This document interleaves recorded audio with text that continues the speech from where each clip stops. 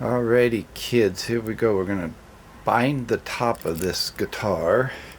There it is all together. I've done some preliminary sanding around the sides of it just to smooth it out a bit. Got my end graft in there, a piece of rosewood, and then you can see on the top it shows there, but when I bind this, that's going to hide that, and it will hide these places where the braces came through the top. Now, this is my binding jig for my router, and I made this myself.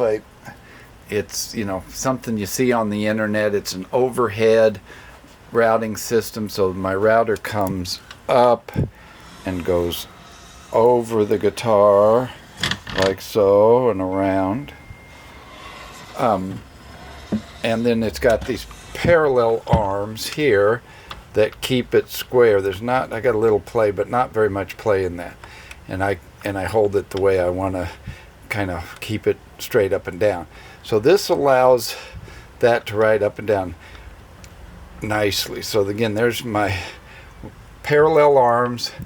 This is just some aluminum stock, and then I just built this. These are maple boards I had, and I screwed it to a base that I clamped down on my workbench. I've got a screw on this side that holds it down. So that's my parallel arm overhead routing jig. I dedicate that router to use with that jig, so it's always on there. And there's the guitar. This is one of my hollow forms that I just turn over, and I use that as my base for when I'm routing. So first thing I'm going to do, I'm going to take my router off, and I'll show you how I do that. So I'll take the router off and I'll put my bit in and match it up with my bindings that I'm using here. This is a piece of rosewood, got a detail on it. It's got a white stripe underneath, so that will go, can you see that? That will go on there like that. So the detail, what would be called the purfling, would go underneath. You don't put your detail on top because you'll sand through that. So the rosewood goes up, the detail goes down, and so that's what I'm using. Some wooden binding on this guy. So I'm going to set up now to show you how I set up my router. Okay, so the way my router comes off, I've got two bolts that go through here. I use this pipe cleaner to keep them on. I've had some wing nuts, and the wing nuts would vibrate off, so I just use a pipe cleaner. It works fine. So again, I've got these bolts that go through like so, two of them, and then that allows this to come off. Here I've got my piece of ebony on the base here that's a small surface that will ride on the top of the guitar. So you want a fairly small surface riding. You don't want a big flat surface on here because of all the angles. The reason this is such a hard process is because all the angles in the top. By the way, putting the binding on is one of the hardest things you're going to do to get it right, especially if you're just starting out. It's tricky. As I talk about this, I may not be very articulate at some points, but I'm going to talk a little bit about it as I get set up here. So the first thing we're going to do is put our bit in with a bearing, and I've got a set of bearings and matching cutter, matching bearings that I got from LMI. I've also got some from Grizzly. They're not as precise, but they do some other work. But here I have my cutter. Again, this is from LMI. These aren't particularly cheap. but they're what you kind of need. Okay, so this is my cutter right there. Hope that's in focus. And then you get a set of bearings that match your cutter, and I have them separated and marked as to how big the step is. This, for example, will cut. So there's the bearing. The bearing that goes on there, and then that leaves a step that it's going to route, and that step, in this case, this is an 80 thousandths bearing, so that step is 80 thousandths. The depth of your cut is determined by just setting the depth on your router, but the bearing rides along the side of the guitar and then cuts that channel, that rabbet that's whatever your dimension is you need. So let me figure out what I want here. So this particular binding is about 60 thousandths. So I've got a bit right here that says 60 thousandths. So I'm going to use that, and I'll put that on first, and then I will route something as a test before I go to the guitar. You always want to do a test. So there's my 60 thousandths bearing. I'm going to put that on, put the screw on. So there's my bearing. It'll ride along the side of the guitar and cut the channel. So this then goes in here.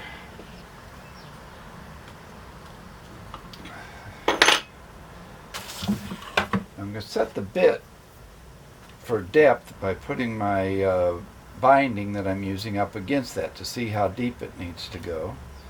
And that's pretty close, but I'm going to dial that down a bit more. Well, that's pretty close there. So I'll lock that down. Now I'm going to test this. Alrighty, so I've got a scrap piece of wood here, and I've got my router with my bit, with my bearing and my depth set. So let's see what we've got here.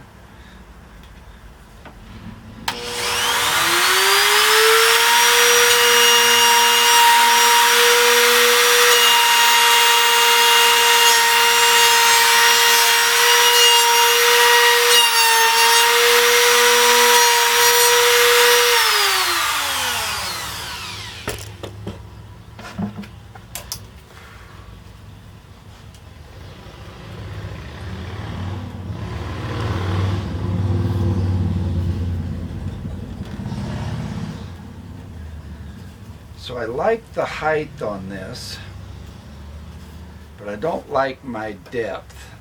60 thousandths, I don't want to. Here's something that I want you to think about. You don't want to sand your binding. If you have to be proud one side or the other, and in this case my binding is proud, it's sticking out just a hair. If I come up from underneath, I can feel a little lip there. And so that means I'd have to sand this binding down.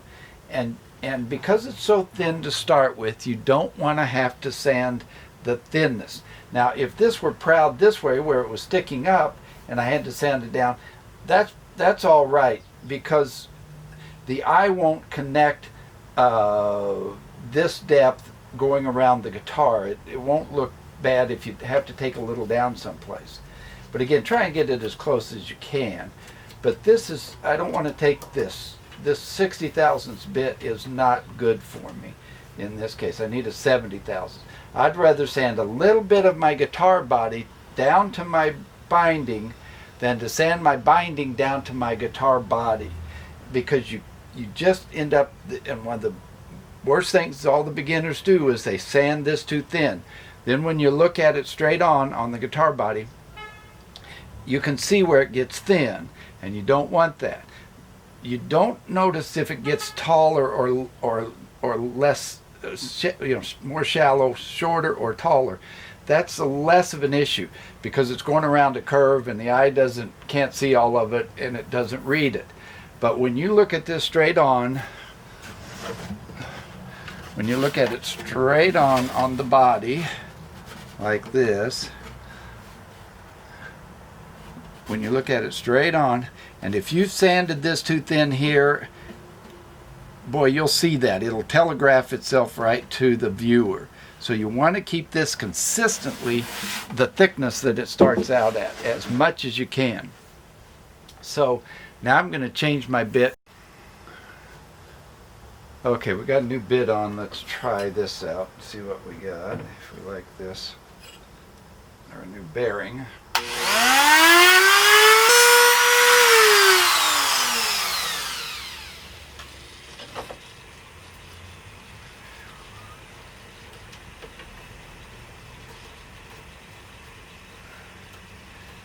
That's perfect. So that was the 80 thousandths bearing. It's absolutely flush with that. So that's our bearing, and that's our depth of cut. So now we're gonna put this back on the parallel arm overhead routing jig. Okay, so this is one of my hollow forms, my radius dishes, and I just flip it over and use the flat side of this. And I'm going to mount my body onto here.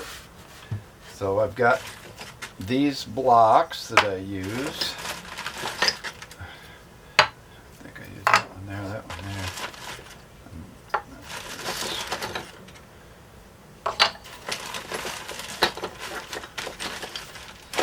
There's what I want. Those two guys. I've got these bolts with washers that hold these. As you can see, I've cut and put some cork on there, and then I've got a cut out there so these can slide in and out. And I can put new holes, which I've done here in different places, like if I'm doing a little mandolin or something, I can kind of put these where I want them. So the idea here with these guys,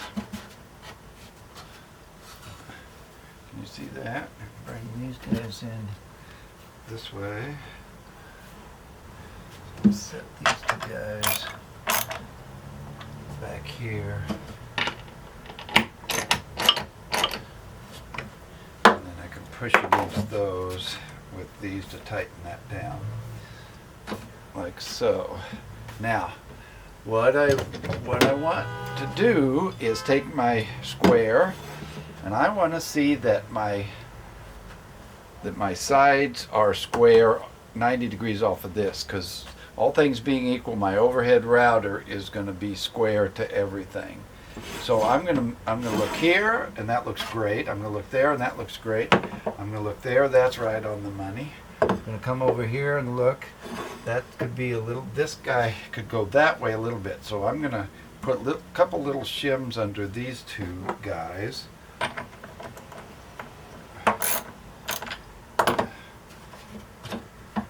get those snugged up a bit.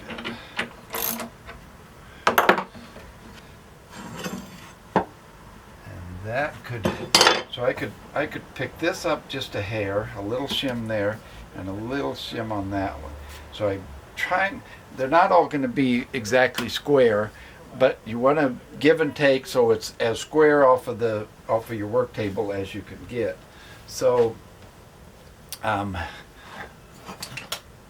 take just some shim stock here. I want to put just a little bit under this guy, and then I want to put a little bit under this guy, and then push those down. And then now let me look at what I've got.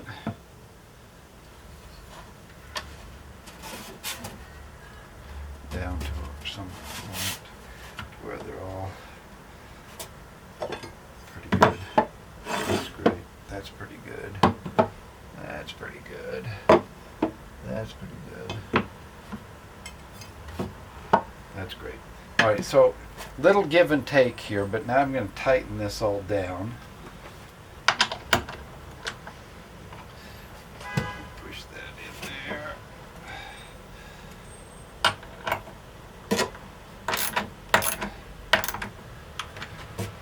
Good. And push. Okay, so now that's nice and snug in there.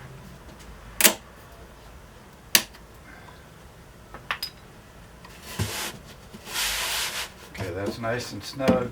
One last check to see that I like everything, which I do. It's all, again, it's going to be a little bit of a give and take, but nothing's way out of range.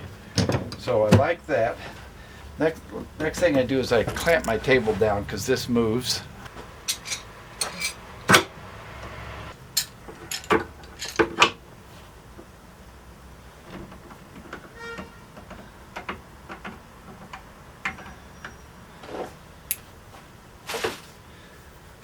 All right, so my table's locked down. My guitar's nice and tight in my holder. I'm 90 degrees off of my tabletop, and my router, then I can see that I can bring it clear up to the top and around and back. Now this will go up and down here, so I keep a hand on here to keep these going down as I'm here routing, but sometimes it wants to flip up and down. That'll change the angle of this. So what you want to always have this straight up and down as you can. That's the idea. So again, using our schematic of where we set in to get the least amount of tear out. I've got a string on there, just hold that up and out of the way, like so. So again, I'm going to put in here and go to here. I'm going to put in here and go down to here. I'm going to put in here and go here. I'm going to put in there and go there, and then I'm going to go anti-clockwise the rest of the way around this guy. So when I'm up on my my pad, then I'm ready to go. So I can start here and go into here, do that one to there, this one to there, that one to there, and then anti-clockwise around. So let's give it a go here.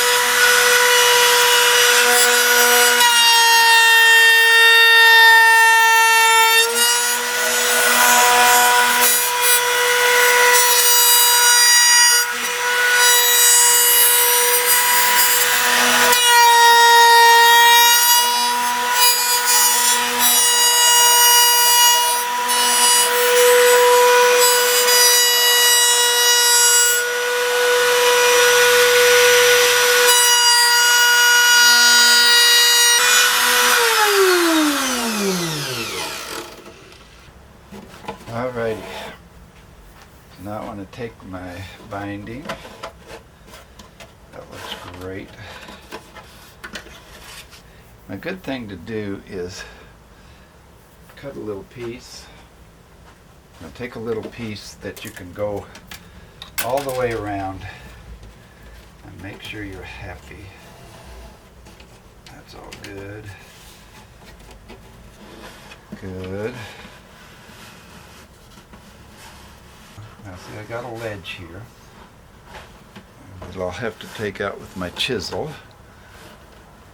Otherwise, that all looks good. And so that all looks good. Alrighty. Now I'm going to do a little cleanup here with my chisel on, because sometimes when you come across, you get a little ledge where you're not hitting it exactly right. So we'll straighten all that out with a little chisel, a little file, a little sandpaper, and then our binding looks great there. Okay, kids, if you like and use or find these videos interesting, educational, informative, or maybe just entertaining because you're up late at night, we'd love to have you support us. There's a few ways you can do that. One is click the subscribe button below. That helps YouTube know what we're doing and that we're serious about this. Also, you can hit that bell icon, which tells you when the next videos are coming out. We're going to try and get at least one out a week now that we're up and running here. Also, a good way to support us is become a patron over at our Patreon account. And again, there's a link below for that. Patreon's a cool way that you can sign up and give, $5 a month or $10 or whatever you feel is worth it. If you're using these videos to actually build a guitar and find it interesting and fun, please support us through Patreon.